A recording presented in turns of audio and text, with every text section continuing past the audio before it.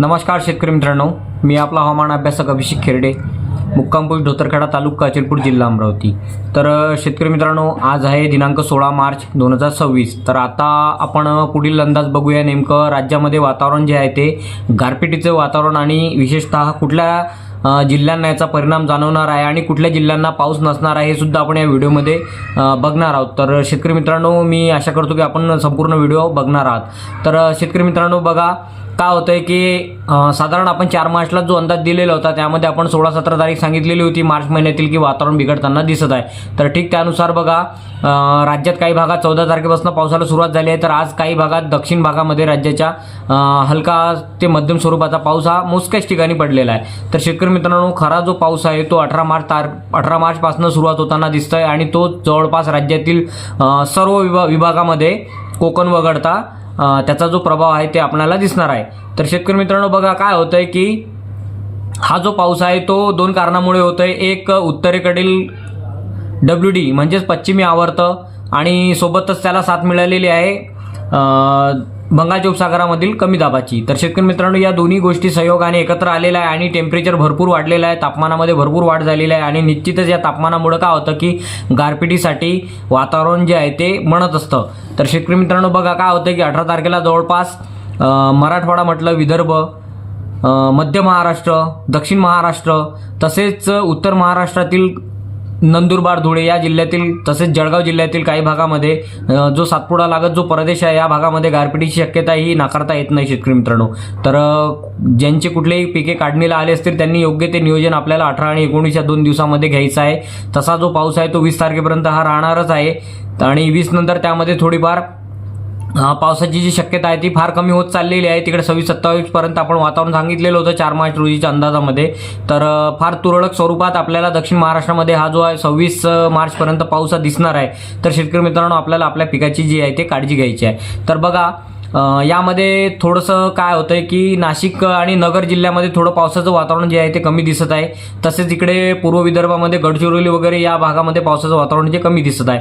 अमरावती जिल्ह्यामध्ये सुद्धा पावसाचं वातावरण जे आहे ते 18 आणि 19 या 2 दिवस वगळता फार कमी शक्यता दिसत आहे आणि 20 तारखेला पण थोडं पावसाचं वातावरण जे आहे ते हलकंसं वाढताना दिसत आहे। तर साधारण आपण एक धरूया की 18, 19, 20 या 3 दिवसाला आपल्याला नियोजन ठेवायचे आहे आणि या 3 दिवस आपल्याला सतर्क राहायचे आहे। कारण की यामध्ये बघा, वादळ वारा सुद्धा राहणार आहेत। ज्यांचे कोणाचेही गहू पिकं काढणीला आले असतील त्यांनी थोडं थांबून जायचं आहे, सोंगायचं थांबायचं आहे। तसेच ज्यांचे कांदे काढणीला आले त्यांनी सुद्धा थांबून जायचं आहे, कारण की 3-4 दिवसांनी काही फरक पडणार नाही आहे, जमिनीमध्ये राहू द्या, उगाच गारपिटीने नुकसान नको व्हायला।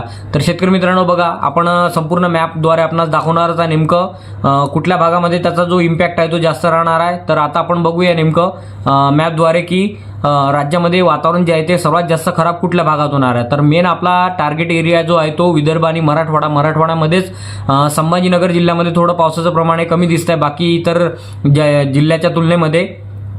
आणि विदर्भामध्ये सुद्धा अमरावती, अकोला या भागामध्ये थोडंसं पावसाचं वातावरण जे आहे ते कमी दिसतंय, पण ढगाळ मात्र भरपूर राहील। शेवटी शेतकरी मित्रांनो, अवकाळीचा पाऊस आहे हा काही सांगता येणार नाही, कारण की काय होतं की वाऱ्यामध्ये जर बदल झाला तर निश्चितच त्या भागांना सुद्धा त्याची झळ पोहोचू शकते। तर आपल्याला फक्त या 18, 19, 20 या 3 दिवसामध्ये आपल्याला राज्यामध्ये सतर्क राहायचं आहे राज्यातील सर्व विभागातील शेतकऱ्यांनी। तर चला मग शेतकरी मित्रांनो, बघूया। तत्पूर्वी आपण 4 मार्चचा अंदाज सुद्धा जो दिलेला होता त्यावर एक नजर टाकूया की आपण या अवकाळीचा अंदाज आपल्याला दिलेला होता आणि एप्रिल महिन्याचा अंदाज सुद्धा दिलेला होता। थोडक्यात एक सांगू शकतो शेतकरी मित्रांनो, आपण मागील व्हिडिओमध्ये मान्सूनचा जो 2026चा जो अंदाज दिलेला होता ठीक त्यानुसार परिस्थिती घडताना दिसत आहे। मान्सूनमध्ये 2026मध्ये पहिले जे 2 महिने आहे ते पावसामध्ये भरपूर तूट दिसत आहे आणि एकंदरीतच जर बघितला तर पावसाचं असमान वितरण जे आहे ते संपूर्ण मान्सून 2026मध्ये राज्यात दिसत आहे। तर त्यानुसार शेतकरी मित्रांनो आपल्याला उपाययोजना कराव्या लागतील, कारण की यंदा परिस्थिती बिकट राहणार आहे शेतकरी मित्रांनो। मी पुन्हा सांगतोय, यंदा परिस्थिती जी आहे ती बिकट राहणार आहे आणि त्यानुसारच आपल्याला उपाययोजना करायच्या आहे। तर चला मग शेतकरी मित्रांनो, आपण आपल्या अंदाजाकडे वळूया।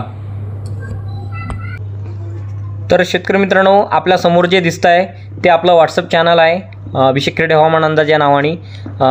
कुणालाही जर जॉईन व्हायचं असेल तर मी या व्हिडिओच्या शेवटीमध्ये आपल्याला लिंक पाठवणार आहे, तर आपण नक्कीच यामध्ये ॲड होऊ शकता।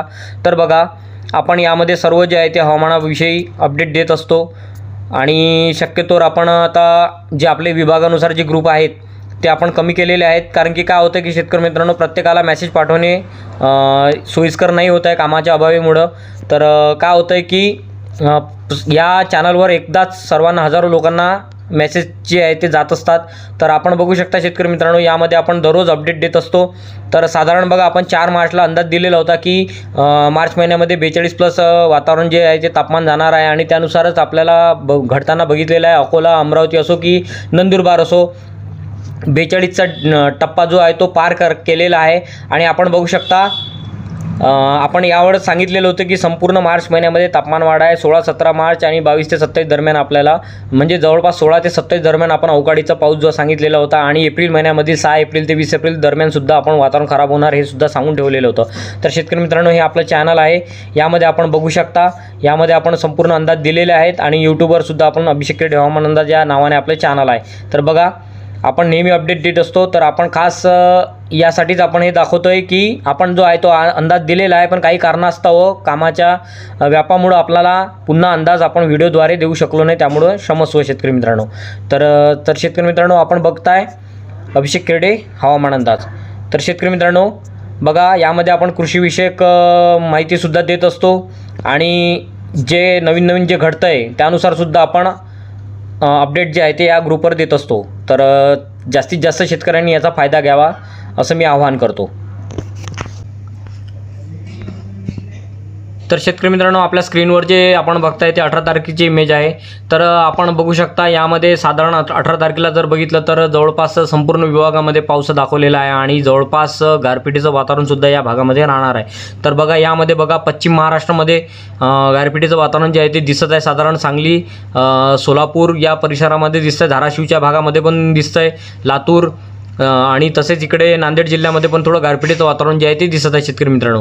इकडे विदर्भाचा जर विचार केला तर यवतमाळ आणि वर्धा जिल्ह्यामध्ये गारपिटीचं वातावरण जे आहे ते 18 तारखेला दिसत आहे. तर शेतकरी मित्रांनो, हा जर बघितलं तर 18 तारखेला साधारण उत्तर महाराष्ट्र आणि उत्तर जो विदर्भ आहे या भागामध्ये पावसाचं वातावरण हे कमी दाखवलेलं आहे.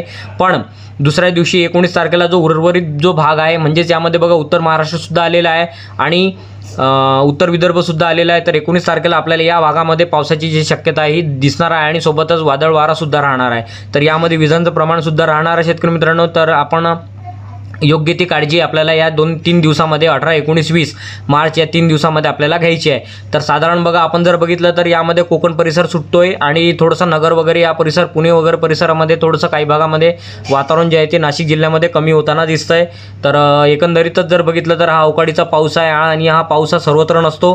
तर आपण बघू शकता, हा 19 तारखेचा इमेज आहे शेतकरी मित्रांनो. आपल्यासमोर 19 तारखेची इमेज आहे. 19 तारखेचा जर विचार केला तर आपण बघू शकता, 19 मार्च रोजी साधारण जे उर्वरित भाग आहे यामध्ये सांगितलेलं बघा, उत्तर महाराष्ट्रसुद्धा यामध्ये घेतलेला आहे आणि जवळपास जळगाव जिल्ह्याच्या जो सातपुडा लगतचा भाग आहे यामध्ये गारपिटीचं वातावरण राहणार आहे. तसेच अमरावती जिल्ह्यातील मेळघाट वगैरे सातपुडा लगतच्या भागामध्ये थोडं काळजी करण्याचं वातावरण आहे. यामध्ये नागपूरचा परिसरसुद्धा आलेला आहे, काटोल वगैरे, तिकडे जलालखेडा वगैरे यासुद्धा भागामध्ये पावसाचं वातावरण जे आहे ते परिस्थिती बिघडताना थोडी दिसत आहे. तर एकंदरीतच जर बघितलं तर 18, 19, 20 या 3 दिवसामध्ये राज्याच्या संपूर्ण विभागामध्ये पाऊस राहणार आहे. फार मोजकेच भाग जे आहे यामध्ये सुटणार आहेत शेतकरी मित्रांनो आणि हा भाग बदलत पाऊस पडणार आहे. सर्वत्र असा होणार नाही आहे शेतकरी मित्रांनो. तर एकंदरीतच जर आपल्याला अंदाज जर आवडला असेल तर प्लीज, जर नवीन असाल तर आपल्या चॅनलला लाईक करा आणि सबस्क्राईब जरूर करा. धन्यवाद.